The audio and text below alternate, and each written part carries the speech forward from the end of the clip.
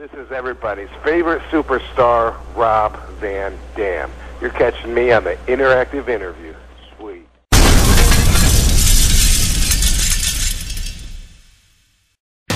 Interactive Wrestling Radio.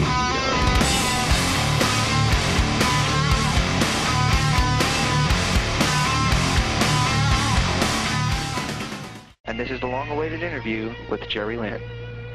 Hey, how you guys doing? Doing real good. Doing good, thanks. Hey, Daniel. I'm doing awesome. We've had literally, this is probably going to be the most questions we've had submitted. We've put up about your interview a few weeks ago on the website, and we had absolutely, from the chat forums, we've had many, many questions, and from the emails we've had so many questions, so hopefully we'll be able to do you justice with the questions we're coming up. So, cool. All right. Okay, first let's get started with the basics. First of all, were you a wrestling fan growing up?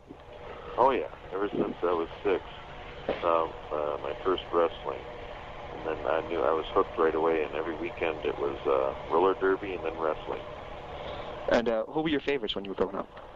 Oh, guys like Baron von Raschke and the Crusher and Mad Dog Vachon. I grew up in Minneapolis, so I got to see the AWA. How did you decide to be a wrestler? I just sort of fell into it one day. My ex-wife was working with a gal who started dating a wrestler, so we went to go watch him on an indie show, and after seeing the show, I thought, man, my brother and I did better than this in our backyard, so I just found out about a training camp and decided to give it a shot. Who did train you? Brad Ringens. He was an Olympic wrestler and had wrestled for the AWA in New Japan for a bit. Dan, you want to take the next one? Yeah. Who were some of your favorites as you were a child? You just said. Who were my favorites? Yeah. Oh, he just asked me. Yeah, I know. That's what I just said. I'm sorry, Dan. I kind of cut you off there. Yeah. We have him in a row of questions, and I think he didn't hear me ask that one. I've got it on my list. I've got it listed about 4 times. So yeah, I know. There's no questions I really wanted. You worked with the Global Wrestling Federation, GWF. How's it like working back there, and how was Sean Morton to work with?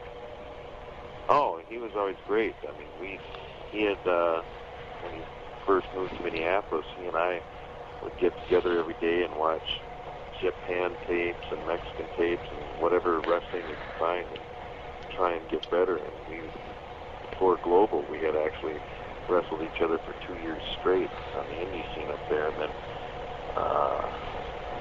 finally they brought us down to Global, and we got to renew our feud down there.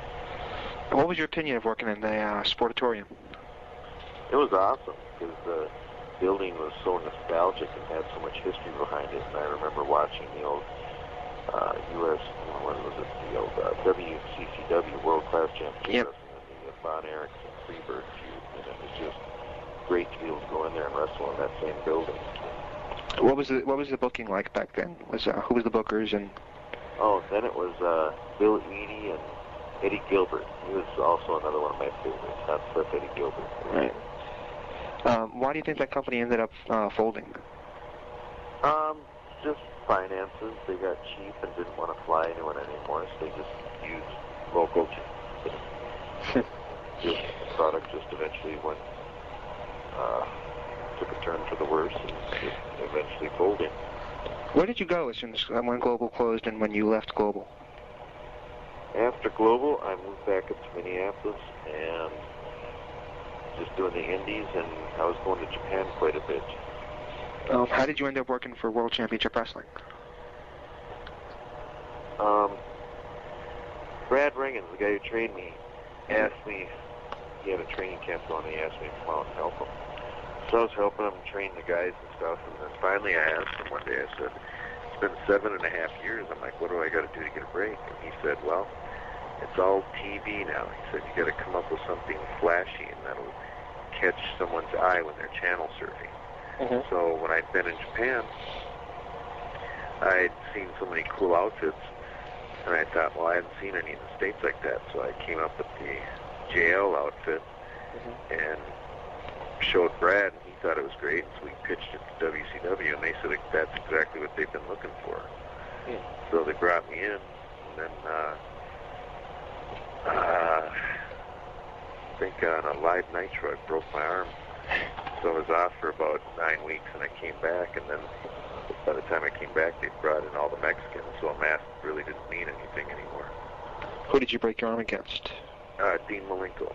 I remember that match. Dan, you want to take the next one? Was it your idea to be called Mr. JL in WWE? No. They asked me what I wanted to be called, and I was throwing out all these different names, like the Phantasm and stuff like that.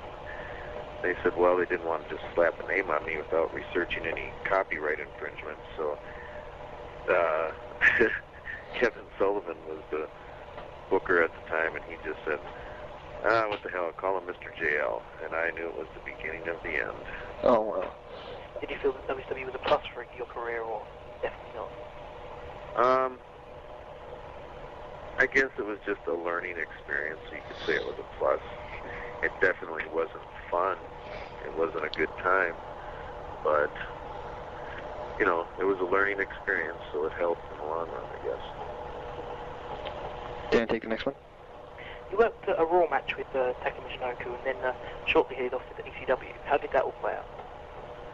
Well, as soon as I was done with WCW, I was calling up JR.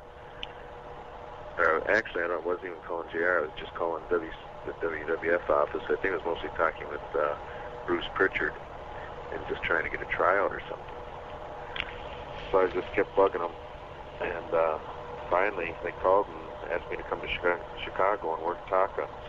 So I did that, and then after the match, everyone seemed to love it, and everyone was all hyped up. And but at the time, JR told me that, you know, they couldn't really promise me anything at the time because they were just trying to get the light heavyweight thing off the ground, which they never ended up doing anyway. Right. But so as soon as that aired on TV, I guess Paul E, they realized that I was available, that I wasn't in WCW anymore, so they contacted me and asked me to start working for them. So I did. And then I think it was after I already committed to ECW, someone called me up and said I was on Raw. And I said, well, I couldn't be. I didn't do any TV tapings. And they said, well, your name's in brackets for the light heavyweight tournament. So they just assumed that I was going to be in the light heavyweight tournament without even asking me. And I'd already committed to Paul E, so I didn't do the tournament. Yeah. Well, JR asked me what happened after the tournament, and I told him, you know, I was already committed. And he said, that he just wished me the best and said that I still had an open door there when I was done with ECW. Do you think that had anything to do with your most recent run there, or was that completely separate? No, I was completely separate. Some of your early matches in ECW were against Justin Credible. What were your memories of working with Justin? Awesome. It was great. He was so easy to, his style and my style just clicked really well, and he was easy to work with, and I thought we had some great matches and had a good feud going after a while. Some of your matches with Rob Van Dam have been considered some of the best matches of ECW fame. Why do you think that is, and was Rob Van Dam as hard to work with as some say he is? No, he's willing to do anything. And, you know, he's a very gifted athlete, so we always tried pushing the envelope a little farther and coming up with stuff that people hadn't seen before. And every time we went out, we tried to, you know, we didn't want to do the same thing over and over and over, so we tried to come up with something different every time. Somebody from the chat forum named Jerry Lynn Fan wants to know, what was your most painful match in ECW? The most painful match in ECW? Boy, that's a tough one, because there's been a lot of painful ones in that. He's probably the time I smashed my face on the concrete on that pay-per-view against Rob. Yeah. I heard a story that you actually had some damage to your head after that one, and Lance Storm drove you to the hospital. Is there any truth to that? Yeah, I had to go get some stitches. I needed like 7 stitches in my forehead, that was the third time that month. I broke my nose, but they couldn't do nothing with the nose. But I had to go get stitched up. After a while, you got a main event push in ECW, and you got a chance at the World Heavyweight title, and eventually you won it. What were your memories of holding that title, and how did you learn about it? Well, I never really got a push in ECW. Paulie would give me an occasional shove when it came time to put someone over, so it would mean more. Yes. And as far as the winning the title, Paulie didn't want to put the belt on me. Justin talked him into it because it was good business. And after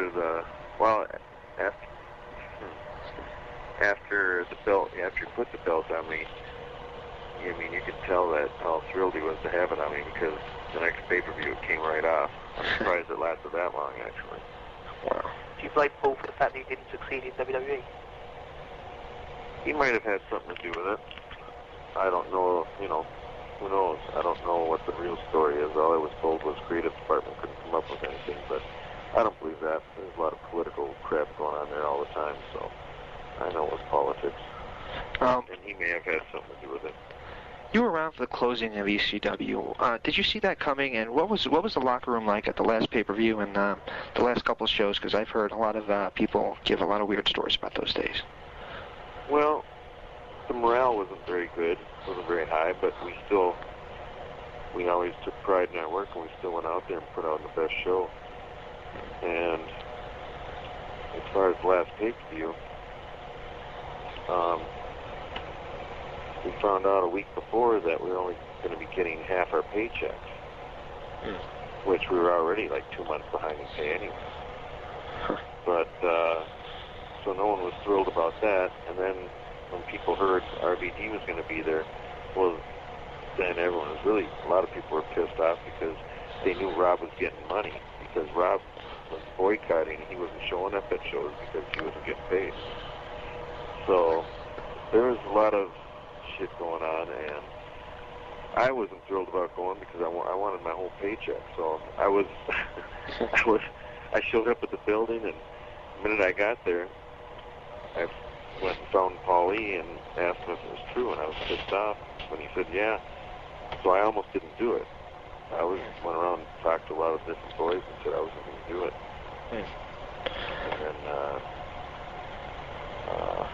finally Rhino talked some sense into me. He said half a paycheck's better than nothing. So when it came time to get dressed, I opened up my suitcase. I didn't even pack my tights. That's how thrilled I was to be there. Wow. How did you learn about the ECW collapse? A lot of people say that they only heard about it when Paul Heyman was on Raw. I heard about it when the last, I don't know if it was 1 or 2 shows that they had, they didn't even ask me to be there, even, call me with flight info or nothing. And I found out they were having those shows, and that they were like the last farewell shows or something. Daniel? When ECW actually closed, was you immediately thinking about possibly working with WWE? Yeah, right away. I was, on the phone with JR and whatever, and then when they came up to Minneapolis, I went and met with them and had like a half-hour meeting with them. How much do you think that the sale of WCW ended up hurting the business in the long run? Oh, it hurt it big time, because competition's always good for business, and especially it hurt the boys because without another big company to get a job at, you have no bargaining leverage with WWE. So now they can just offer a low downside guarantee and say take it or leave it. So you have no leverage whatsoever when it comes to negotiating your deal. You suffered a pretty severe leg injury. How much do you think that affected your push in the WWE? Well, about 3 months after the knee surgery, I got my release. They fired me. Wow. Which was pretty disappointing, because I just felt like just a worthless piece of meat when there's other guys there who've had the neck surgery and were out for over a year and they kept them.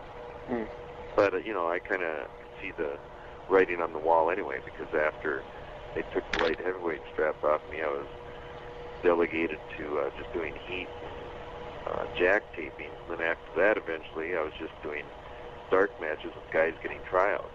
So I just figured, I figured after the knee injury, I figured I'd be losing my job.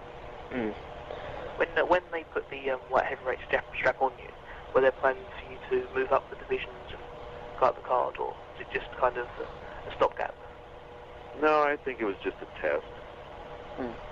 I don't know, what the hell they'd be testing, and maybe just testing my attitude to see how I would act if I had a belt on me or something. But I don't even know why they bothered. You worked the WWA Revolution pay-per-view. Were you under WWE contract, and how long in advance did you know that you'd be working on that show? Was that the... Yes, that was a February one. Yeah, no, my contract had just expired 2 days before, or something like that. Oh, wow. And I called them up on Saturday, or the day before the pay-per-view, to ask them if they'd be interested in using me at all on some upcoming tours. I'd completely forgotten about the pay-per-view. And they said, well, you want to work tomorrow? And I was like, wow. And I told them, no. I said, well, I didn't want to do a match because I hadn't been in the ring in 7 months, and I didn't want to stink up the joint. So they just had me do a run-in and set up an angle. Before you worked AJ Styles in TNA, you worked him at a WWA pay-per-view. I believe it was Eruption. What were your memories of that match? AJ Styles, I'll share a little story with you, said that he thought you would probably consider him the worst wrestler ever because you kicked him in the mouth really hard. I mean, he kicked you in the mouth really hard.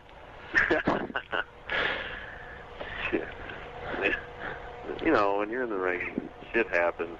You accidentally nail each other pretty hard and stuff, and I've been kicked a lot by RVD, so I'm sure it wasn't as bad as he thought, but actually, I thought he was a great wrestler, and our styles really clicked well, and it's always been fun every time I've gotten in the ring with AJ. Who pitched the idea of you working for NWA TNA? Well, since Jeff Jarrett and Jeremy Borash, and I don't know who else were with the WWA, and I think right then they had, I think I talked to them about the NWA thing before it started up, and they said they'd be interested in using me for it. What were your early opinions of the X Division? Oh, I thought it was great. They gave us time to go out and the freedom to go out there and do what we can do instead of, the same old political crap of slow it down and tone it down a little. Can't have you outshining the superstars, So, it was awesome. Dan, you want to take the next one? Look, couple for you from the forum members. First of all, from forum member Rabel. He said, if you can bring 5 superstars to TNA at this current time, who would they be? Ooh. Wow. That's tough. I would bring in Super Crazy, Kurt Angle,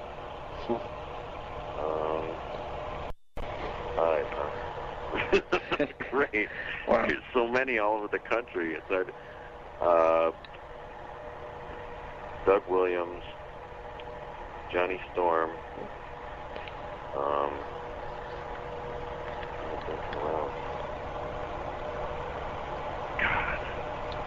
probably, man, tough. You guys are killing me. I'm sorry. I don't know. I've always been very entertained by Chris Candido. I thought he'd make a great contribution. That's actually a good question. Why do you think Candido hasn't been brought into TNA? Who knows? Maybe just because of the past. Maybe they think that he'll be trouble or something like that when he's clean. He's cleaned up his act and he's doing great now. But, people just want to assume the worst all the time. Dan, was there more from the forums? Yeah, indeed there are. Another one from forum member Rabel.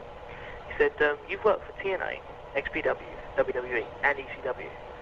How does the current locker room atmosphere in TNA differ from the rest of them? Well, let's see. I guess it's always been a good locker room atmosphere because everyone wants to go out there and do their best and make the product work. So there's another place for the boys to make a living. So, which has been the same like in XPW and in ECW. The only one that was really different was like WCW ECW and WWF, there's just too much political play going on, and no one's happy there. I mean, you've got guys getting pushes and making major six figures a year, and they're miserable. And you got to think, what's wrong with my company when I got guys making this kind of money and they don't want to come to work? Another one that's come up recently is with Jeff Hardy being released from WWE. People have asked, did you work with him in WWE at all during your time? And would you like to see him in TNA? Yeah, I actually dropped the light heavyweight strap to him. And Told you so, Dan. Sorry, we had an argument before the phone. Yes, you did. Okay. And I may have, I think I may have wrestled him in like a 6-man or something like that. That was about it. And yeah, I think it'd be a great attribute to have him come to TNA. Dan, do you have any more for the forums, or should I continue with my questions from TNA? Okay, first, somebody wants to know, how is XPW different for you than TNA is? Well, it's different for me than TNA. Do you wrestle differently that you're on live pay-per-view, or is it different?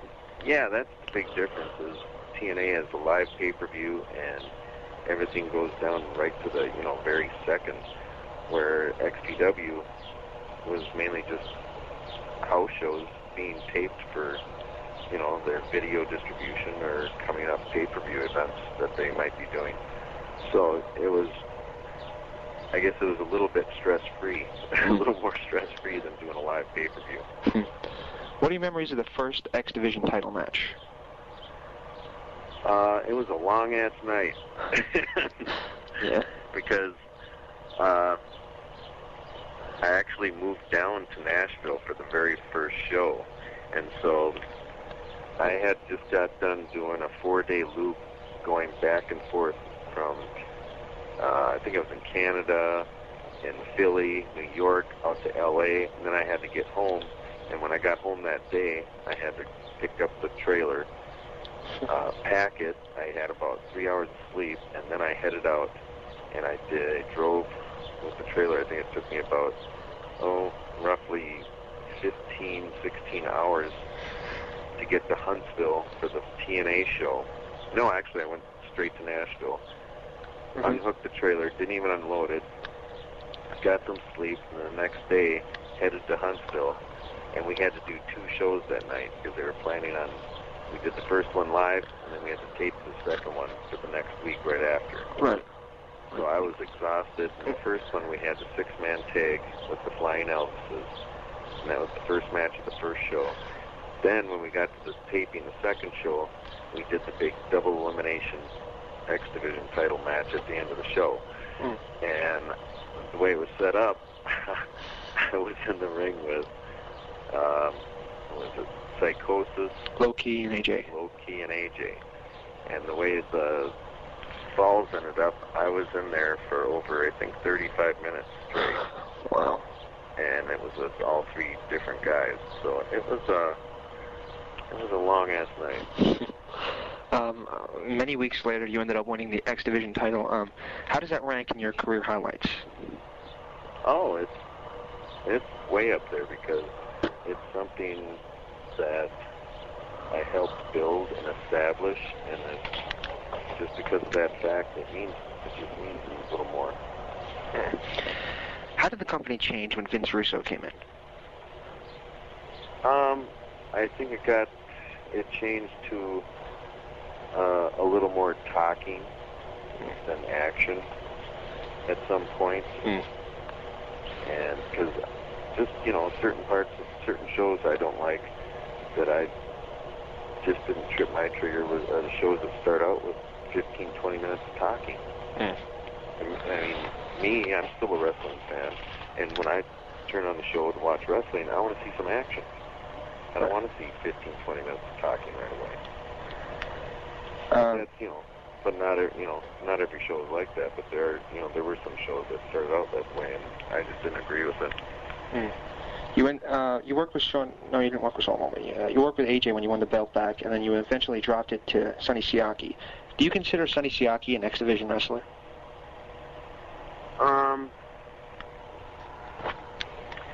At the time, no. But since then I've seen him on independent shows and stuff, and he's turned it up a few notches since then. So, and a lot of it depends also on, I don't know, I guess on who your opponent is too. So it just, you know, varies on different situations. But at the time I didn't, but now he's really come a long way.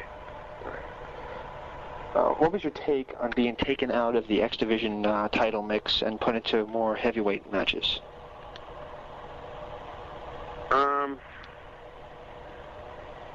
I guess I wasn't thrilled with it. I mean, I looked forward to it because eventually I'd like to be able to wrestle Jeff, because I've never wrestled him. But just some of the opponents they were putting me with, it just wasn't doing anything for me. All it was doing was taking the wind out of my sails. Like David Flair? Yeah.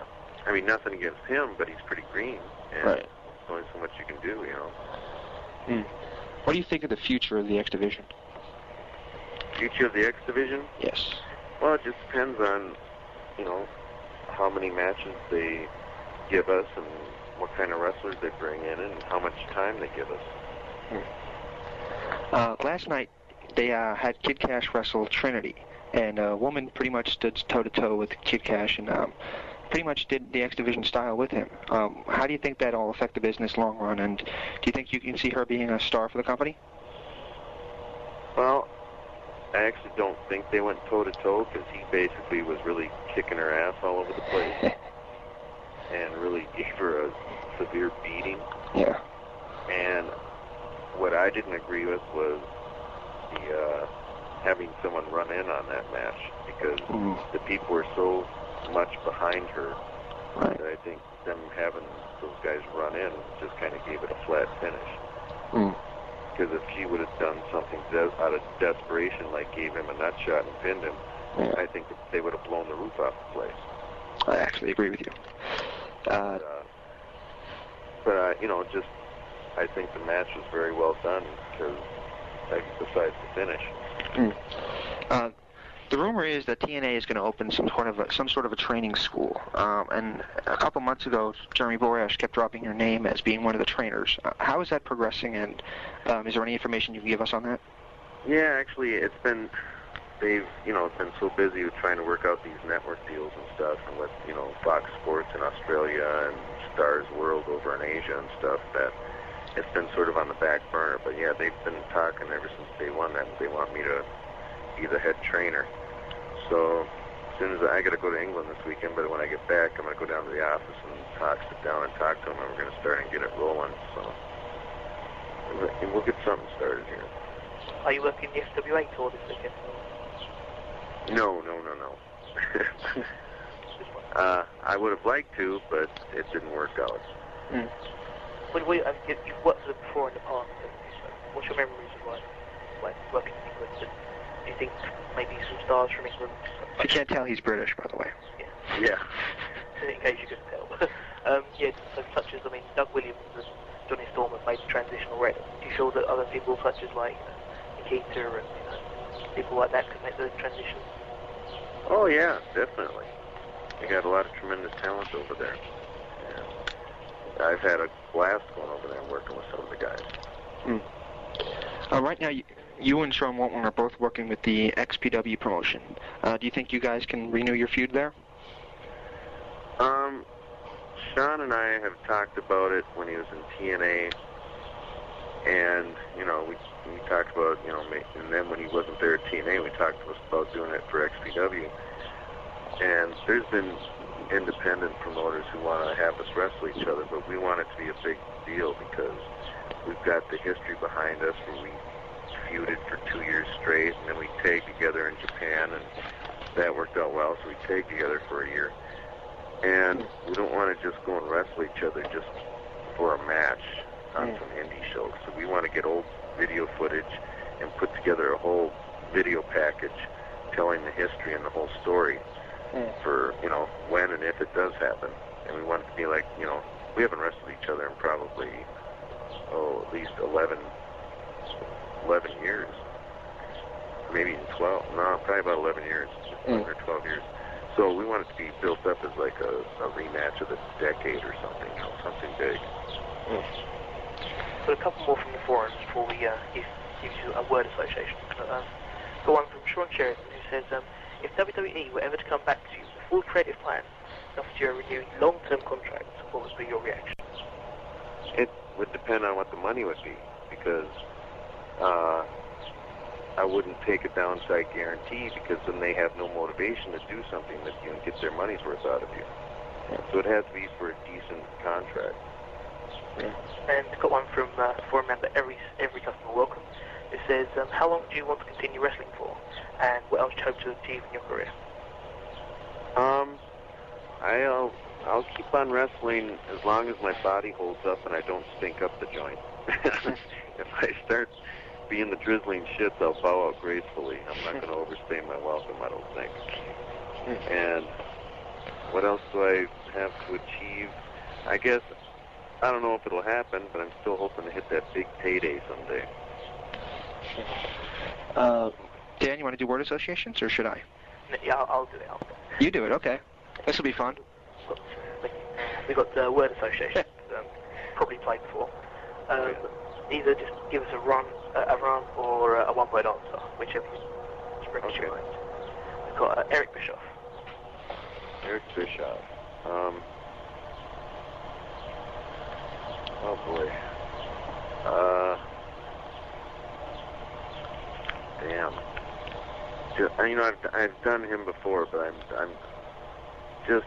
he's a changed person from the old AWA days. Just a completely different person. Is that a good or a bad thing? That's a bad thing. Sting? Sting. Yes. Very quiet into himself. Joe Pedicino.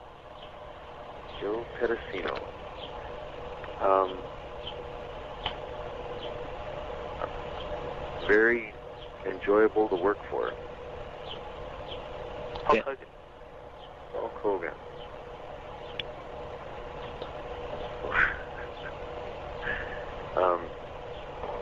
Changed the face of wrestling. Vince McMahon, a very shrewd businessman. Vince Russo. Very creative. Rob Van Dam. My most athletically gifted wrestler in the business. Tommy Dreamer. One of the nicest guys in the business. Give you the shirt off his back. Conan.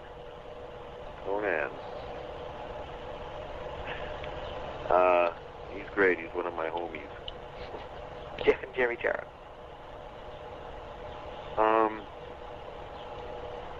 Wow. Oh, wow. That's good.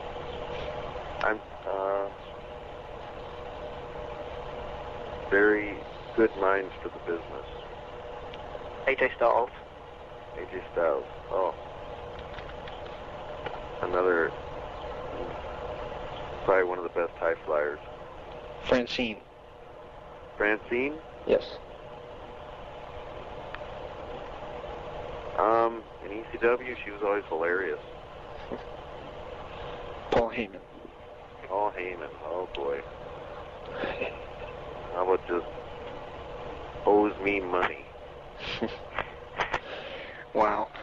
Well, we'd like to really thank you, and on a personal note, I just want to share a little story. When I was in junior high school, I remember when Global was on ESPN, and I used to sit there in the doorway with my hand on the doorknob as soon as the bell rang, just to run home and watch you wrestle the Lightning Kid. That was my favorite gimmick of that, year. I guess it was 91. But God, I love that stuff. So I just wanted to thank you, and I really appreciate that you taking the time to speak with us. It's an honor. Hey, my pleasure. I'm glad you enjoyed the matches. Dan, you want to say anything? How can fans reach you if they want to give words of praise, and where will they be able to see you next, including TNA? Well, I think doing the next Australian tour and pay-per-view for WWA. And will that conflict with TNA at all, or? Oh, I'm doing it every Wednesday with TNA. Well, yeah, I'm going to be missing that one Wednesday, but I think May 9th I'll be in Orlando doing the MLW show. And the 16th I'll be in New York at the Queens at the Elks Lodge.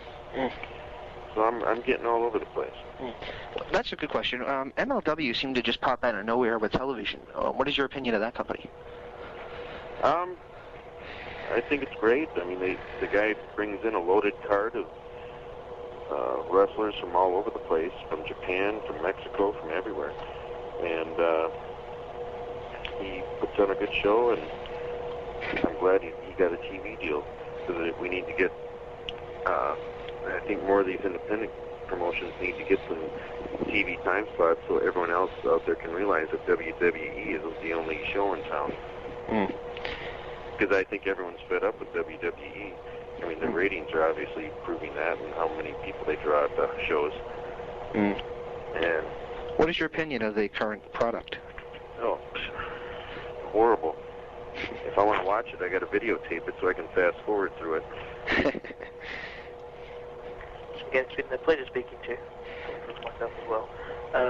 Look out for Jerry on TMA every week, every Wednesday. And again, thanks for speaking with us.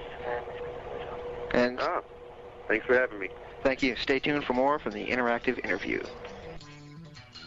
Hello, everybody. It's Bob Ryder for NWA TNA. You're listening to the interactive interview with James Walsh and Dan Edler.